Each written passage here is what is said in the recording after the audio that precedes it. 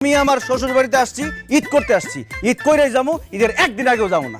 অনেকদিন করে থাপড়াই না, থাপড়ানোর জন্য হাতটা চুলকে গেছে। ছেড়ে দিয়া নিজের বাড়ি করব শ্বশুর বাড়ি। আপনি আমার নতুন pyjama, Punjabi, shirt, pant, complete suit, একটা সুন্দর ঘড়ি আর কয়েক রকম চেন কিনে দিবেন। আমি তোমার একটা সুতাও দিব না। সারাটা জীবন আপনি আমার সাথে কিপটামি করছেন, কিন্তু আমার জামাইয়ের সাথে আমি কিপটামি করতে দিব না।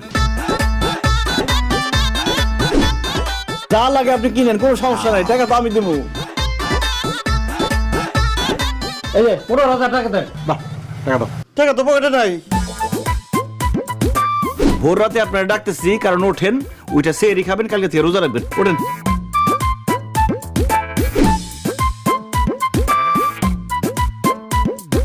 পবিত্র মাহে রমজান উপলক্ষে সকলকে ইফতারের দাওয়াত।